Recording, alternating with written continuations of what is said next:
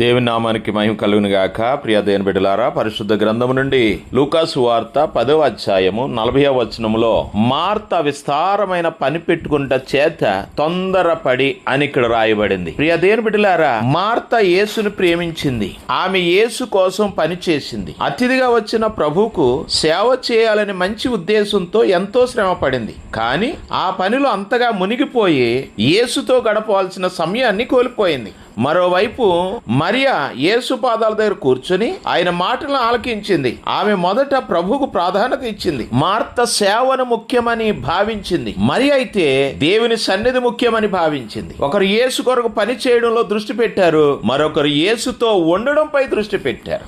ఈ పాఠం ఈ రోజు అనేక విశ్వాసులు ఎదుర్కొనే ఒక ప్రమాదాన్ని చూపిస్తుంది. పరిచర్య, బాధ్యతలు, సంఘ కార్యకలాపాలు, ఆత్మీయ పనుల్లో ఎంతో బిజీగా మారిపోయి దేవునితో సన్నిహిత సంబంధాన్ని మనకు తెలియకుండానే మెల్లగా కోల్పోతాం. సన్నిధి లేని సేవ చివరికి అలసటను, అసహనాన్ని, శూన్యతను ఉత్పత్తి చేస్తుంది. ప్రియ దేవుని బిడ్డ, మార్త అలసిపోయి చిరాకు పడి యేసుతో ఇలా చెప్తుంది, ప్రభువా, నేను ఒంటరిగా పని చేస్తున్నాను, మరియను నాకు సహాయం చేయమని చెప్పింది. అప్పుడు యేసు ఆమెతో ఇలాగన్నారు, మార్తా మార్తా, నీవు అనేకమైన విషయముల విషయమై చింతించుచు తొందరపడుచున్నావు, అయితే అవసరమైనది ఒక్కటే. హల్లెలూయా. ఈ సంఘటనలో మనం 3 విషయాలు ప్రత్యేకంగా గుర్తించవచ్చు. పని కంటే ప్రభు ముఖ్యుడు.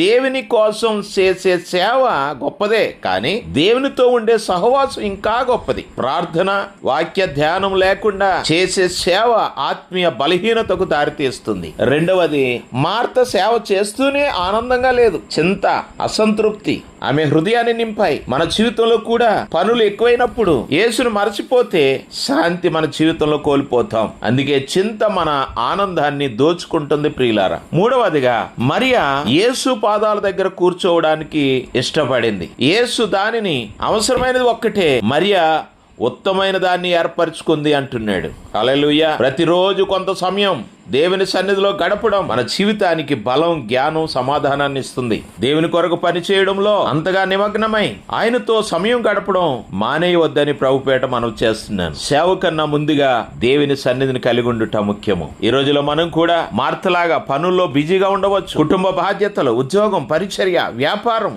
ఇవన్నీ అవసరమే, కానీ వాటి మధ్య యేసుకు మొదటి స్థానం ఇవ్వాలి. ఆయన సన్నిధిలో గడిపిన సమయం ఎప్పుడు వృధా కాదు.